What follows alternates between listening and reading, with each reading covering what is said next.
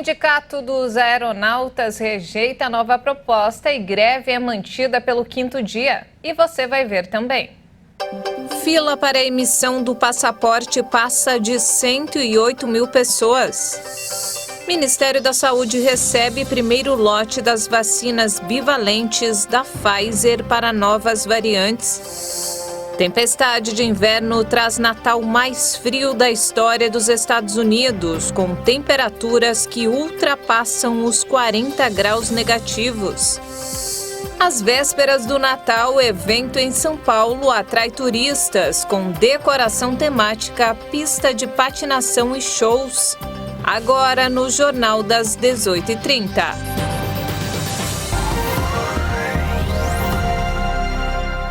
Olá, boa noite. São 18h31 pelo horário de Brasília e você acompanha agora as principais notícias do Brasil e do mundo desta sexta-feira.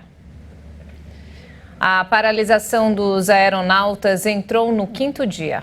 Ontem, em assembleia virtual, o sindicato da categoria recusou uma nova proposta de negociação salarial para encerrar a greve. Nesta sexta-feira, antevéspera de Natal, o movimento nos aeroportos do país é intenso. A sexta-feira foi marcada por atrasos em pousos e decolagens em aeroportos brasileiros. Pelo 5º dia consecutivo, aeronautas fizeram paralisação entre as 6 e as 8 da manhã em Congonhas, Guarulhos, Viracopos, Galeão, Santos Dumont, Porto Alegre, Confins, Brasília e Fortaleza. A nova proposta apresentada pelas companhias aéreas e que foi rejeitada pelos aeronautas previa a reposição total da inflação medida pelo Índice Nacional de Preços ao Consumidor, INPC, em salários fixos e variáveis, mais 1% de aumento real. O reajuste incidiria em diárias nacionais, piso salarial, seguro, multas por descumprimento da convenção coletiva e vale alimentação. A categoria quer 5% de aumento salarial e ajuste de condições de trabalho, como do horário de folgas e regras que impeçam a mudança dos descansos pelas companhias aéreas. Até o momento, sem acordo com as empresas, o Sindicato Nacional dos Aeronautas disse que a greve continua por tempo indeterminado. Por isso, é recomendável que os passageiros cheguem com antecedência ao terminal e verifiquem a situação do voo nos painéis do aeroporto ou nos balcões de atendimento das companhias aéreas. E olha só, a Polícia Federal informou que mais de 108 mil pessoas aguardam para receber o passaporte. A emissão do documento está suspensa desde o dia 1º de dezembro por falta de verba e não há previsão de retomada. Mesmo sem recursos para a emissão do documento de viagem, o agendamento online do serviço e o atendimento nos postos da PF continuam funcionando normalmente. Em 19 de novembro, a Polícia Federal suspendeu a produção dos documentos por falta de recursos. Na semana seguinte, o governo federal remanejou pouco mais de 37 milhões de reais para a reativação do serviço, que permaneceu ativo entre os dias 19 e 30 de novembro.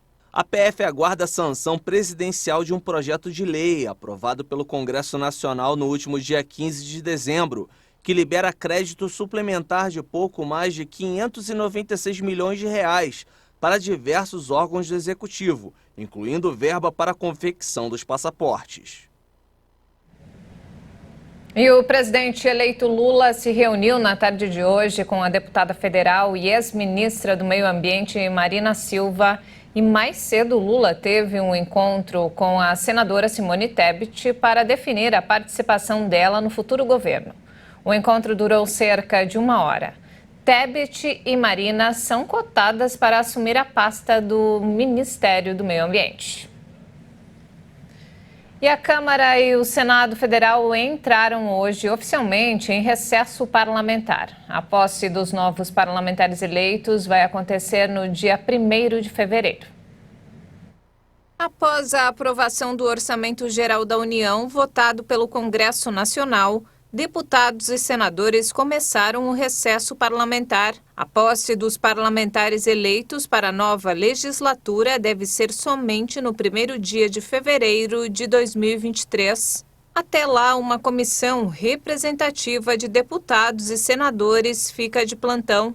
Conforme previsto na Constituição Federal, até o dia 31 de janeiro, compete à Comissão Representativa zelar pela preservação da competência legislativa no Congresso Nacional, fiscalizar e controlar os atos do Poder Executivo e exercer outras atribuições de caráter urgente.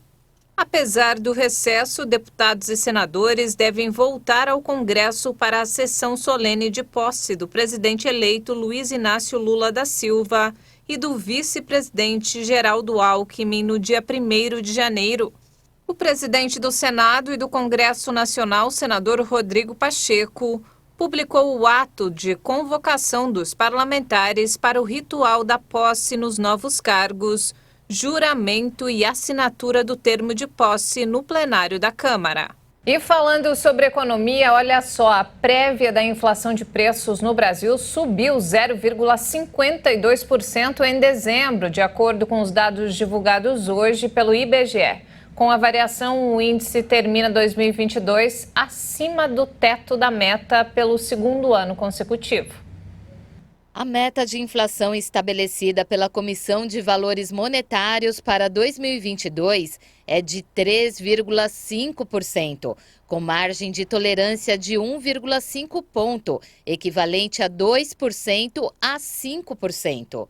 Já para 2023, o foco figura em 3,25%, com margem também de 1,5 ponto, equivalente a 1,75% a 4,75%.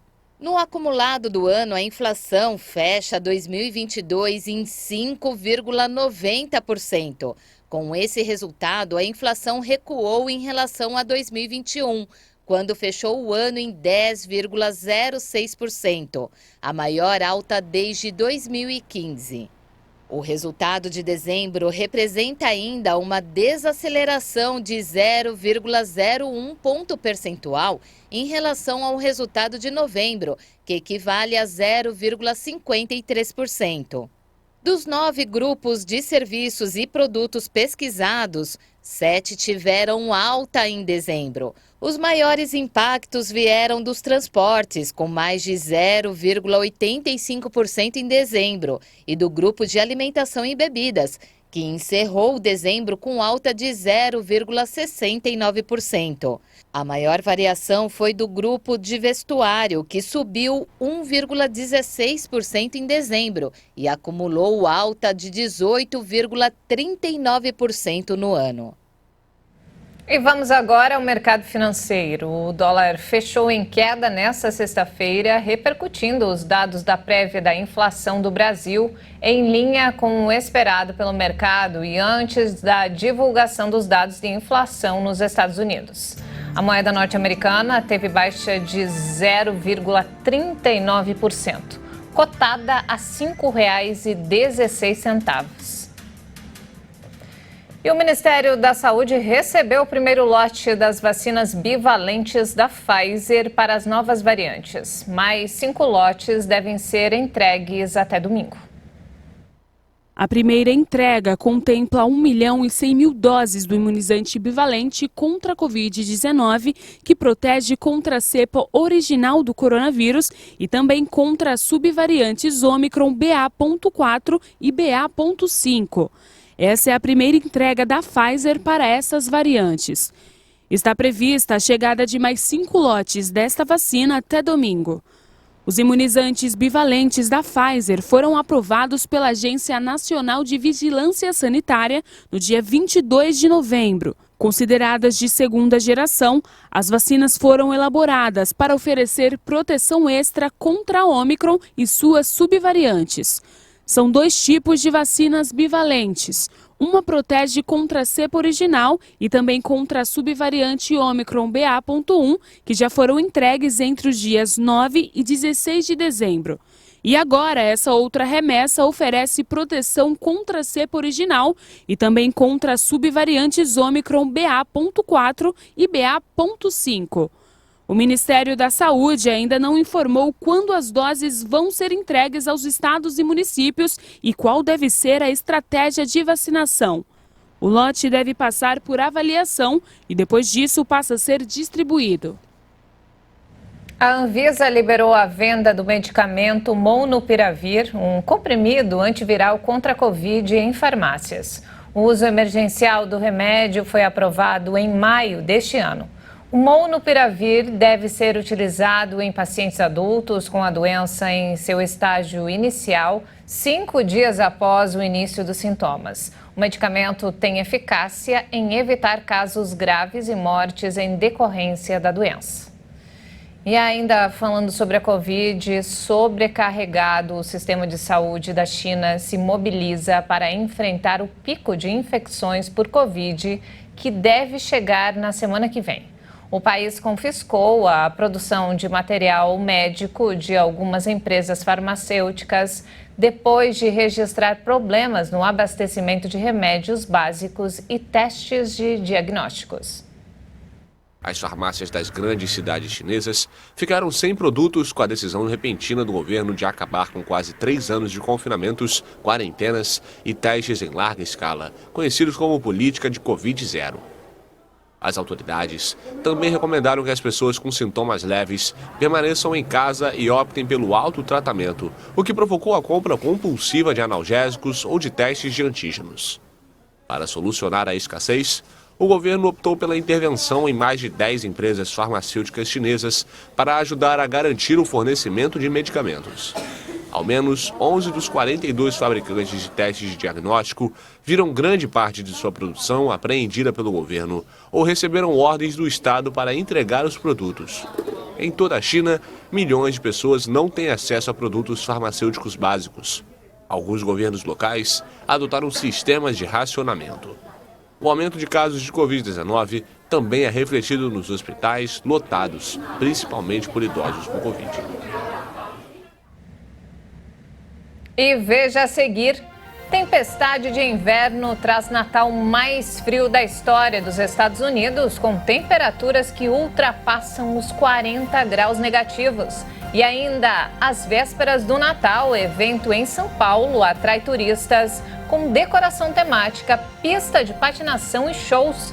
Nós voltamos em instantes. Até já!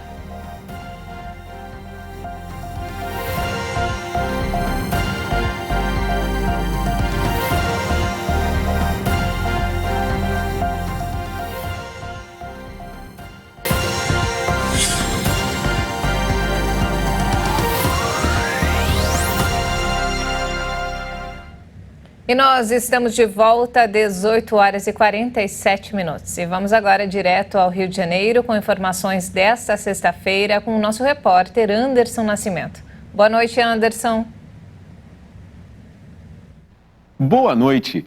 O Natal está chegando e as famílias se organizam para pegar a estrada. O movimento na rodoviária do Rio deve ser grande neste fim de semana. Muita gente está chegando e saindo da cidade para passar o Natal com a família ou aproveitar a folga. Entre embarque e desembarque são esperadas quase 570 mil pessoas neste fim de ano. Só nesta sexta, a expectativa é de que cerca de 37 mil pessoas embarquem para diversos destinos. A rodoviária do Rio aconselha os passageiros a comprarem a passagem com antecedência e garantir descontos de até 80%. Para conseguir o desconto é preciso entrar no site rodoviariadorio.com e buscar as ofertas. Uma boa notícia, o cachorro Obina, que foi levado por criminosos durante um assalto na Via Dutra, foi encontrado vagando pela rua. O animalzinho foi acolhido e os tutores foram buscá-lo na casa de uma moradora de Vigário Geral, na zona norte do Rio. Obina foi levado na tarde de quarta-feira por criminosos que roubaram o carro da Pet Shop. O casal Ariela e Bruno, donos da loja que cuida de animais, estava levando o cachorro Obina para a casa dos tutores quando foi assaltado. Agora é só alegria. De volta para casa, a família fica feliz. Todos merecem um Natal assim, animado. Por isso, esse é o meu desejo para você. Eu fico por aqui e volto na segunda-feira com mais notícias do Rio. Até lá. Que notícia boa, hein? O cachorrinho voltou para casa. Isso é ótimo. Feliz Natal, Anderson, e tudo de bom para você. E olha só, gente, até amanhã dessa sexta-feira, as chuvas já haviam deixado uma criança morta e mais de 1.600 pessoas fora de casa no Espírito Santo. A informação foi confirmada pela Defesa Civil Estadual. Em 9 municípios capixabas, há desabrigados ou desalojados. De acordo com o último boletim da Defesa Civil, 838 pessoas estão desalojadas e 343 desabrigadas. Marilândia e Colatina lideram a lista das cidades em que mais choveu. Em Colatina, parte de uma rua desmoronou e atingiu casas. Segundo os bombeiros, ninguém ficou ferido. Desde quinta-feira, o Rio Doce chegou próximo dos 5 metros e atingiu a cota de atenção. Em Marilândia, o nível do rio Liberdade chegou a 5 metros. Ruas ficaram alagadas e a água chegou a entrar em casas. Também houve deslizamentos, mas ninguém ficou ferido. Em Linhares, o Rio Doce atingiu quase 4 metros. Em São Mateus, mais de 1.800 pessoas tiveram que sair de casa. Alguns bairros só podem ser acessados por botes. Na Bahia, mais de 164 mil pessoas, segundo a Defesa Civil do Estado, foram afetadas pelas chuvas. No mais recente boletim, são 995 desabrigados e 14.214 desalojados. 7 pessoas ficaram feridas e um idoso morreu tentando atravessar um rio durante uma cheia. Os números correspondem às ocorrências em 82 municípios afetados. A rodovia BR-101 foi a mais danificada, com pelo menos 3 pontos de interdição parcial ou total nos municípios de Eunápolis e Itamaraju, devido à queda de barreira. Em Nova Viçosa, na BR-418, ocorreu uma interdição total em virtude de rompimento de barreira. Um tiroteio contra um centro cultural curdo em Paris, na França, deixou 3 mortos e 4 feridos nesta sexta-feira. Um suspeito de 69 anos foi ferido e preso. O incidente ocorreu na rua Danguin, perto de um centro cultural curdo, em um movimentado bairro comercial que é particularmente popular entre a comunidade étnica. On était en train de marcher dans la rue, on a entendu des coups de fil, on s'est retourné, on a vu des gens qui... Estávamos andando na rua quando ouvimos tiros. Viramos e vimos pessoas correndo de um lado para o outro. 5, 6 minutos depois, por conhecermos pessoas que trabalham na loja, entramos no local e vimos que tinham prendido um homem idoso e alto. Havia 3 feridos na sala. Aí me pediram para chamar o corpo de bombeiros. Fui eu que chamei o corpo de bombeiros. Fui eu quem chamou a polícia para dizer que havia feridos.